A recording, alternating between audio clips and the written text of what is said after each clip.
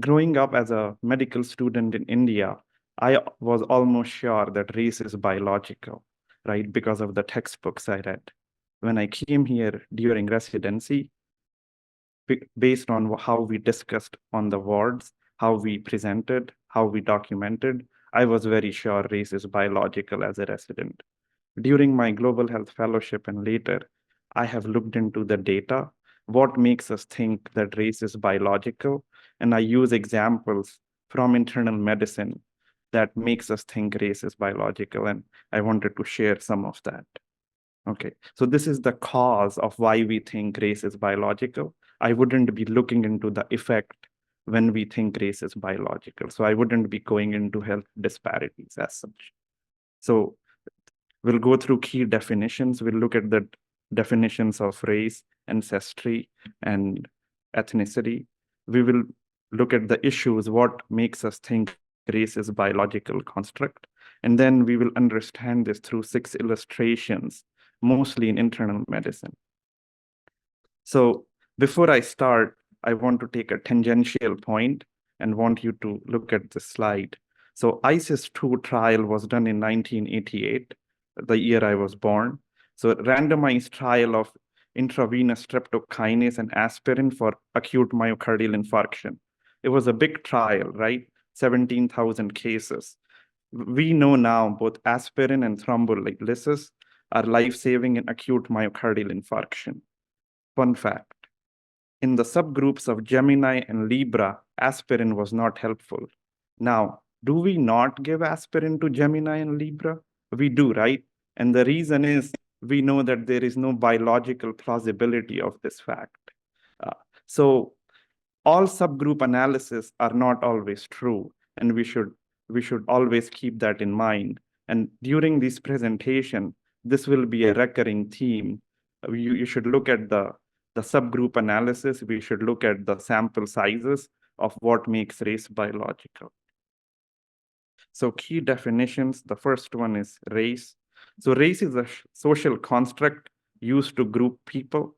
It is constructed as a hierarchical human grouping system, generating racial classification to identify, distinguish, and marginalize some groups across nations, regions, and the world. It divides human population into groups, often based on physical appearance, social factors, and cultural backgrounds. Ethnicity is completely different. It's characterization of people based on having a shared culture related to history.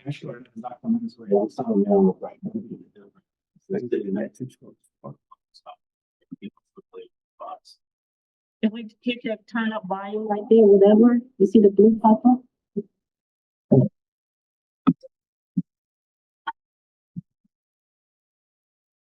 Ancestry. Dang. So tell me what, I mean, I can email you and include both, Dr. Hickman.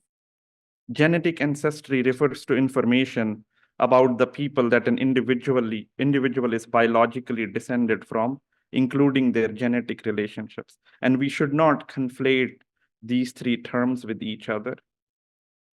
The issue, right? So these are the 6 factors that I learned in my reading that we use to biologize race, which makes us, these are the 6 things which make us think that race is a biological construct. Sometimes it is historical. Sometimes we use statistics. One example shows how profit does that. There is almost always a lack of biological plausibility. We have partial understanding of human physiology, and when we don't understand it completely, we just say that we will find something in future, that there is a genetic basis to it. And then we don't have much ability to measure social determinants of health. So we'll look at the 6 illustrations. I'll be talking about sickle cell disease, chronic kidney disease and APOL1 gene, management of hypertension, use of bidil or isosorbide dinitrate and hydralazine in heart failure, FRAC score, and the PFTs, right? We use this almost always in our practice, right? So let us look at the example of sickle cell disease first. Sickle cell disease is a life-threatening inherited blood disorder affecting more than 100,000 Americans. The causative mutation are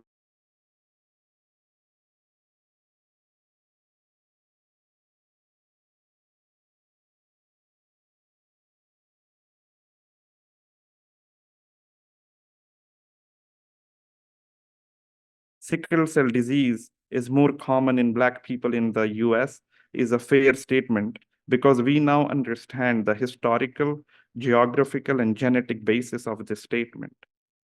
Sickle cell disease, there is a biological plausibility, and it's okay to use race with it. If we understand all the various aspects where it came from, I think it's okay. But if we do not, and if we cannot explain all the various aspects, we shouldn't. Sickle cell disease is is associated with race in the US, but it's not only associated with Black people. In India, we have sickle cell disease. We do not have as many Black people in the US. So sickle cell disease is associated with malaria, right? And we should know that, right? And if we are using it with race, it's a fair statement. There is nothing wrong with it, in my opinion. Chronic kidney disease and ApoL1 gene, right? So trypanosoma brucei causes sleeping sickness. It's a fatal disease without treatment. It's endemic in West Africa. Because of trypanosoma cruzi infections, humans develop G1 and G2 variants of ApoL1 gene, which confer resistance to lethal trypanosoma brucei infections. You can see the analogy between sickle cell and malaria and trypanosoma brucei and ApoL1 gene. These variants are common in people of African ancestry in the US. These variants of ApoL1 gene is associated with increased risk of chronic kidney disease. In US, Black people have twice the risk of chronic kidney disease compared to white people is a fair statement because we now understand the historical, geographical, and genetic basis of this statement. So I think it's okay to use it here, right? So these were two examples where I think if people are using, it's okay. There is nothing wrong, right? Now let us move on to the next example. Management of hypertension. So what does the guideline say? These are the latest guidelines, right, for hypertension. In one of the pages, you will see it's a grade 1 recommendation. In Black adults with hypertension, but without heart failure or CKD, including those with diabetes mellitus, initial antihypertensive treatment should be a thiazide type diuretic or a calcium channel blocker. This is where the problem starts. I don't know the genetic basis of this. I don't know the historical basis of this. I don't know why this is there. So I looked into the data. The data mostly, not all of it, but mostly comes from the ALLHAT trial. This was done in 2002. The aim of the study was the standard of care at that time was thiazide diuretics. The newer drugs that were coming in the market were calcium channel blockers, ACE inhibitors, and doxazocin. So they did a multi-center, double-blinded, parallel group, randomized control trial. They had more than 40,000 patients. You can see chlorthalidone was given to 15,000 people, and in the comparator group, so it was a big trial. It was a good trial done across 623 centers. Enrollment went on for 4 years or 5 years. Mean follow-up was for 4.9 years. So it was a good trial published in the JAMA, right? Inclusion criteria, just to go over, it was a good trial. We should all read this trial to understand where this data comes from. Black people were not underrepresented. There were 35% of the sample size, so that cannot be a critique here. Now, let us look at the primary outcome. There are 3 lines here, one for chlorthalidone, one for amlodipine, one for lisinopril. There was no significant difference for primary outcome, which was non-fatal MI or death from myocardial infarction. There was no difference. Okay, so this is the trial that tells us that chlorthalidone, amlodipine, and lisinopril are first-line antihypertensives, right? We use this data to date. Now let us look at secondary outcome. There was no difference in the 3 in terms of all-cause mortality. They were all similar. There was no difference in terms of combined coronary artery disease, right? Stroke, there was no difference when we compared amlodipine versus chlorthalidone. There was no difference. Now, people who took lisinopril had more strokes compared to chlorthalidone. But when someone comes to you with stroke, do you prescribe them chlorthalidone over lisinopril? I don't think so. So we have re-examined this secondary outcome data, And we know that this is not good enough, right? So we have ignored this point of information from this trial, right? Now, this is the forest plot for comparison of amlodipine and chlorthalidone, right? If we look at the first one, non-fatal MI, and this is the primary outcome, there was no difference between amlodipine and chlorthalidone, no difference for mortality between amlodipine and chlorthalidone, no difference for strokes in all subgroups, right? No difference for combined coronary artery disease. Now let's look here. Heart failure. Almost always, people who took chlorthalidone had less heart failure compared to amlodipine. If you have to control hypertension in a patient with heart failure, you don't choose chlorthalidone over amlodipine, you choose any of them, right? So we have ignored this data because we now know that this may just be a secondary outcome finding. This may not be always true. Let us look at the data for chlorthalidone and lisinopril, right? So this is the primary outcome, right? We can see that in Black people, there was no difference for primary outcome. So we are doing a sub-analysis of a large trial for lisinopril and chlorthalidone just for Black people. There was no difference. So why do we say that chlorthalidone is better for Black people? I don't know.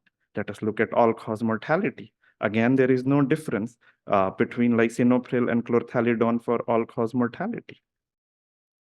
Let us look at strokes. Okay, in strokes, Black people had more strokes who were on lisinopril, but so did people who were non-diabetic. Do we use it for non-diabetics? No. Let us look at heart failure.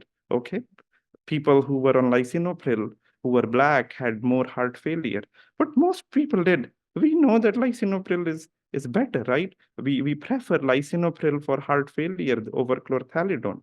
So this could have been spurious finding, but what we remember is, this, that less people on chlorthalidone who were Black had lesser strokes, and we say that we should prescribe more chlorthalidone over lisinopril for Black people. This is what made race a biological thing, and this is why we read it. I urge you all to read this trial and examine it for yourself. Fun fact, right here, people who were taking chlorthalidone had higher risk of unintentional injury, suicide, or homicide over amlodipine, significantly 0.004. We know that this is not true, right? We don't use this fact anymore. So not all subgroup analysis or not all p-values that are significant are really significant, right? The study was designed for the primary outcome, and we should use it for primary outcome. And we should question everything else that comes from it. So how did we biologize race through the all-hat trial? We used statistics, and we never examined the biological plausibility. We still don't know why chlorthalidone will be a better drug in Black people compared to lisinopril. So we shouldn't be using this data, in my opinion. We should question the rationale for management of hypertension and the race ethnicity-based guidelines we have been taught. So let us look at BIDIL, isosorbide dinitrate in heart failure, right? What does the guideline say? So this is the latest guideline. You can see grade 1 recommendation, African American, if they have maximized on drugs, we can give them isosorbide dinitrate and hydralazine, right? This is what they are saying. Let us see. So this is a busy slide, but stay with me. So this is the evolution of heart failure management. In 1986, we did the VHEF trial. VHEF was a trial that studied BIDIL or isosorbide hydralazine compared to placebo.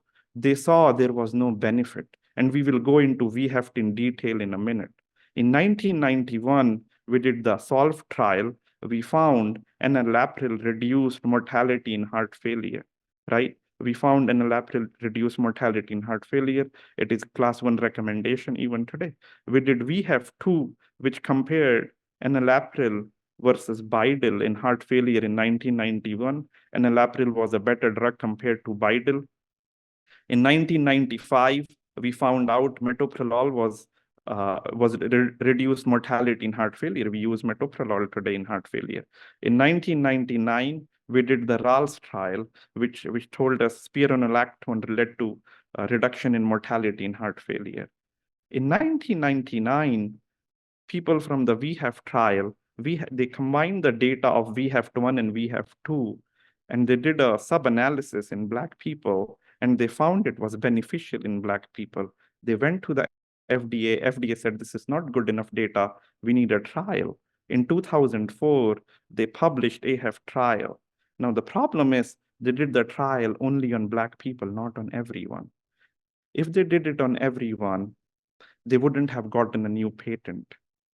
This is according to the editorial from NEJM in the same edition that published the AHEF trial. The editorial writer wrote, if they applied for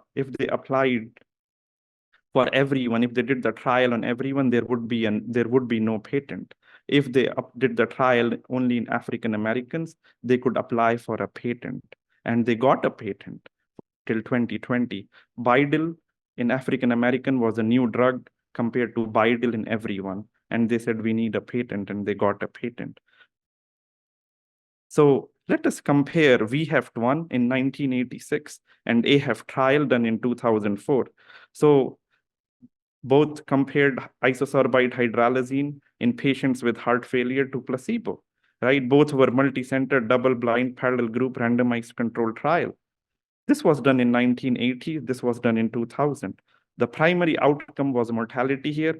The primary outcome was a composite score here. So you can see clinical trials have evolved. We don't use mortality. We use composite outcomes, right? Science is changing. The sample size was very small, 642 for 3 drugs, right? Isosorbide hydralazine, prazosin, and placebo. The sample size was much larger, and there were only 2 groups. Look at the mortality here, 38% in the hydralazine group, 44% in the placebo group, and 49% in prazosin group. It was not significant, but I doubt if they did the trial for a bigger group, it may have been significant. Here, the placebo group had a mortality of 10%. Compare 44% to 10%. Science had changed, the people had changed, a lot had changed. They should have re-questioned their whole hypothesis and not done it only in Black people. They should have done it in everyone. Here, there was no survival benefit seen. Here, they did see survival benefit. In VHEF1, the background therapy was diuretics and digoxin. AHEF, the background therapy was ACE inhibitors, beta blockers, and MRAs. Mortality group was 44% and 10% in the placebo group. Science had changed. They shouldn't have applied the same question that they found from the data from 1986. They should have done it on everyone. So here, we used statistics to make race appear like a biological problem. We used profit motives, and there is lack of biological plausibility again. Now, AHEF trial demonstrated Bidil is beneficial in patients with heart failure. We should learn that Bidil is beneficial in patients with heart failure. I don't know where race comes in. We have a lot of trials where white people are overrepresented. Those trials are generalized across the world. We should do the same with Bidil. I don't think ACC, AHA, HFSA should make a guideline based on race here. Let us look at the FRAC score, right? We use it for osteoporosis. So FRAC score is a computer-based algorithm developed by the WHO in 2008. The algorithm calculates fracture probability from easily obtained clinical risk factors. The output of the FRACs is 10-year probability of a major osteoporotic fracture and the probability of 10-year hip fracture. If T-score is between -1 and -2.5, we calculate the FRAC score. And if the risk for hip fracture is if the risk for major osteoporotic fracture is more than 20%, or hip fracture is more than 3%, medications are recommended. Now, here we have a US Caucasian woman who consumes alcohol, is 69-year-old. Her hip fracture risk is 3.1, right? So we will give her medication. Let us change it to a Black woman, right? The same thing, the same data, she would not get the medication. Okay. Now these people made this tool. I was like, where did the data comes from? Let's look at the data.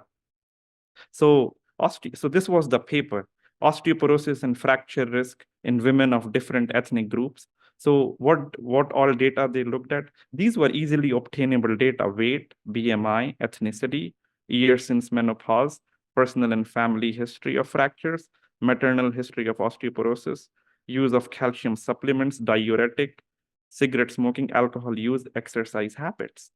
Barely any social determinants of health data was collected. We know bone health has a lot to do with nutrition. A lot of these data was not collected. Now, in subsequent articles, they have said race has been used as a proxy for socioeconomic indicators. I think that is problematic, and I'll argue why. So this is what they saw, right? This is what they saw. So this is for white people. This is for Black people. You can see Black people had a much lesser risk of a fracture, right? That is why she was not getting the medication. But let us look at the sample size. It was a big study, 197,000 people, but only 3.9% of the sample size was Black people. It's almost as if they were not enrolled. You cannot use a sample size of 7,700 for a population of 40 million, right? We need a larger representative study. So how did we biologize race here? We used statistics. We still don't know why. They just said there is no biological plausibility. They said race is used as a proxy for social determinants of health. We have partial understanding of human physiology. We have inability to measure social determinants of health. Science hasn't advanced as much in measuring social determinants of health. Race should not be used as a proxy for socioeconomic indicators because it perpetrates racism. So now the sixth one and the last illustration we come to is race correction in pulmonary function test. So PFTs are used to evaluate dyspnea. They can tell us what the disease is and what is the severity of impairment in the disease. In PFT, race is used to establish a normal range of measurement. In 2003, until 2003, according to guidelines in US, race adjustment assumed 10 to 15% lower lung capacity for Black people. They took away that guideline, and we'll come to that. As a result, low value considered pathologic for a white patient may be considered normal for a Black patient. Now, I could do a whole grand rounds just on this, but we'll look at this quickly. So let's look at a little bit of the history. Thomas Jefferson, somewhere not very far from here, in 1785, documented difference between enslaved people and their so-called masters. He said there is difference of structure in pulmonary apparatus, right? Samuel Cartwright followed up. He was a pro-slavery plantation physician in the American South. He built the spirometer to measure lung function. He introduced race to study lung function, and he said there is a difference in deficiency, and that was 20%. He did not know why, nor Thomas Jefferson. We did a study in 2001 called the Global Lung Function Initiative, and this is what we were using until 2023, and most labs may still be using this. They recommended race correction in PFTs. So let us look at the data that the people in Global Lung Function Initiative used. So this is the paper, multi-ethnic reference values for spirometry for the 3 to 95-year age range, the Global Lung Function 2012 equations. So they had data for 160,000 people. They excluded data of 63,000 people from France because collecting ethnicity data in France is prohibited by law.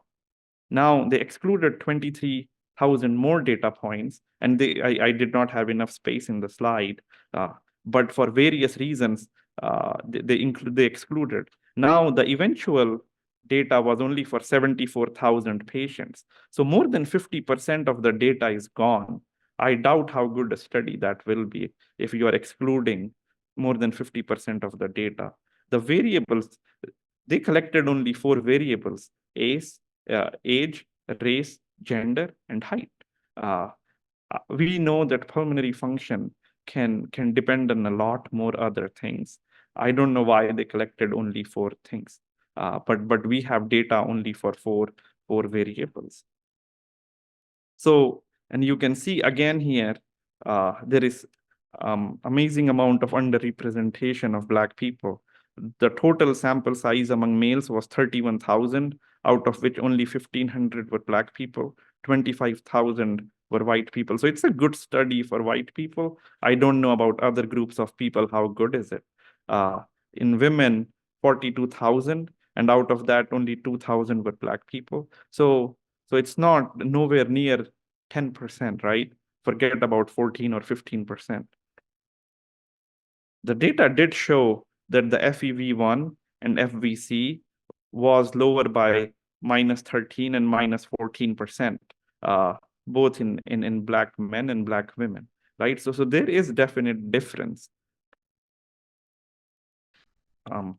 So based on a lot of advocacy, the American Thoracic Society, they published this, and you should all read this. The writers are also not very sure what to do with these race corrections. They just said in the end, we should remove race correction and we should take a race neutral approach. But they did not know why this was happening. We don't know why this was happening. I think removing race may be the first step. But more importantly, we need to know why is this happening? What are the reasons? And we should try to correct them if they need to be corrected. We need to understand lung pathophysiology better to see why this is happening. So no attempts have been made to understand the statistical differences, no large study to understand the social determinants of health. We cannot practice science on like average quality data. Okay. So how did we biologize race here? We used history, we used statistics. There was lack of biological plausibility. There was partial understanding of human physiology, and there is inability to measure social determinants of health. So why do we talk all of this? So this is a study that was done here in Georgetown, and it was a good study. It was published in NEJM. I think this was somewhere in 2000, early 2000. So the name of the study was The Effect of Race and Sex on Physicians' Recommendations for Cardiac Catheterization. They did a survey-based study on more than 700 physicians nationally. They went to national meetings and collected data based on case-based scenario. And they saw that Black people there was a statistically significant lower proportion of referrals for cardiac catheterization of Black people in these case scenarios.